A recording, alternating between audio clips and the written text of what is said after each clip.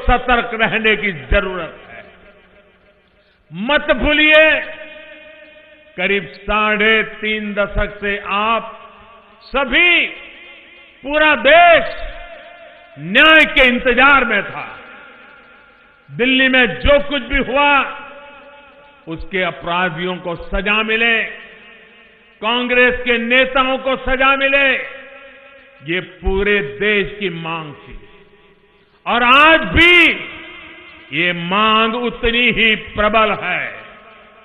एक परिवार के इशारे पर जिन जिन आरोपियों को सज्जन बताकर फाइलें दबा दी गई थी, एनडीए सरकार ने उनको बाहर निकाला, एसआईटी का गठन किया और मेरे प्यारे भाइयों बहनों, परिणाम आपके सामने है।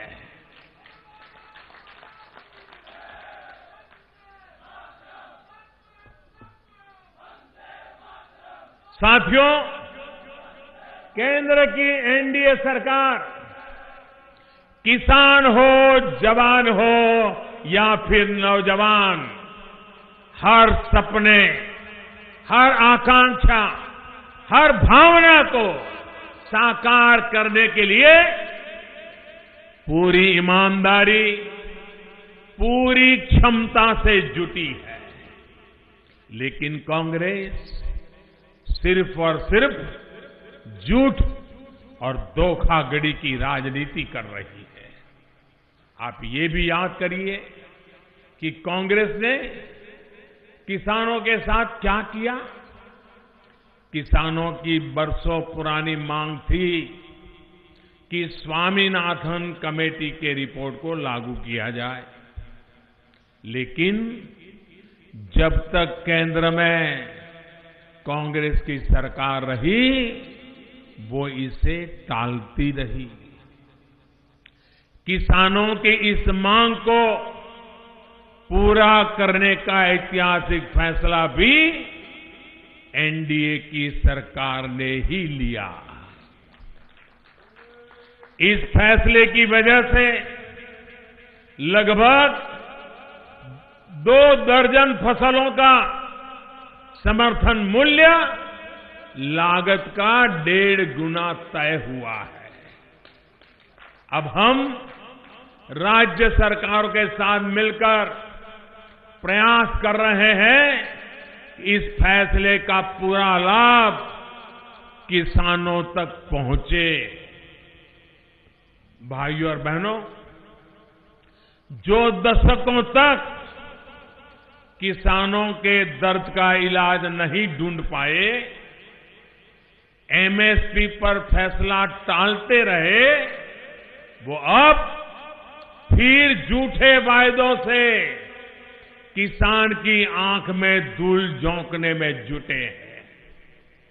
और मैं इनका पैटर्न भी आज खुल करके आपको बताना चाहता हूं। 10 साल पहले जब 2009 का चुनाव सामने था, तब कांग्रेस ने किसानों को कर्ज माफी का ऐलान किया था। तो देश के किसानों पर लगा कि चलो भाई, बाकी जो हो या न हो, इतना तो हो जाएगा। लोगों ने जम करके उनको वोट भी दे दिए। 2004 में जो सीटें मिली थी उससे ज्यादा सीटें भी मिल गई। किसान तो भला भोला भरोसा करने वाला होता है। उसने किसान कांग्रेस के सारे पाप जानते हुए भी भरोसा कर लिया। और भरोसे की सजा आज भी देश का किसान भुगत रहा है। भाइयों बहनों, ये काम उन्होंने किया किसानों पर। उस समय किसानों पर 6 लाख करोड़ रुपए का कर्ज था। आप सुनिए भाइयों बहनों, 2008-9 में कांग्रेस ने जब किसानों को कर्ज माफी का वादा किया और चुनाव में वोट बटोर लिए, तब 6 लाख करोड़ का कर्ज देश के किसानों पर था। उन्होंने कर्ज माफी की घोषणा की, लेकिन कर्ज माफी हुई सिर्फ 6 लाख करोड़ के सामने सिर्फ 60,000 करोड़। कितना बड़ा धोखा किया। बाकी सारे किसान इंतजार करता रह गया। पिछले साल इन्होंने कर्नाटक में भी कर्ज माफी का ऐलान किया था। मीडिया रिपोर्ट कहती है कि सिर्फ इन्हें गिने कुछ किसानों को इसका लाभ हुआ और बाकियों के खिलाफ कर्ज के नाम पर पुलिस के वारंट निकले हैं। किसान को घर छोड़ करके भागना पड़ रहा है। ये कर्नाटक का हाल करके रखा है। यहां पंजाब की स्थिति भी कुछ अलग नहीं है। यहां पर भी कांग्रेस कर्ज माफी का ऐलान करके वोट बटोर के ले गई। किसान के आंख में धूल झोंक करके खेल किया और सत्ता में आ गई। कांग्रेस ने वादा किया था कि यहां के किसानों का 10,000 करोड़ रुपए का कर्ज माफ करेंगे। ये वादा किया था कि नहीं किया था? उन्होंने वादा किया था कि नहीं किया था? ये वादा किया था कि नहीं किया था? अब 1.5 साल बाद सच्चाई क्या है? मैं तो मीडिया में कल ही एक रिपोर्ट देख रहा था। कांग्रेस के लोग अपनी बातों को और जनता को गुमराह करने के लिए बड़े बड़े कागज लेके संसद पहुंच गए थे। बड़े बड़े कागज लेकर के आए थे। उसमें वो लोग खुद ही, उन्होंने जो लिखा है, खुद ही दावा कर रहे थे कि सिर्फ 3400 करोड़ रुपए का कर्ज माफ किया है।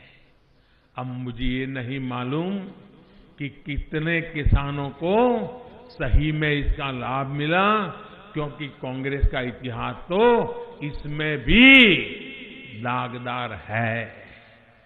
पहले की कर्ज माफियों में वो ऐसे लोगों के भी कर्ज माफी करते रहे हैं जो उसके हकदार ही नहीं थे, जिसका न खेत है, किसानी है, कुछ नहीं है। लेकिन पंजाब के लोगों को तो अब कांग्रेस ने खुद ने स्वीकार कर लिया है कि उसने ज्यादा नहीं किया है।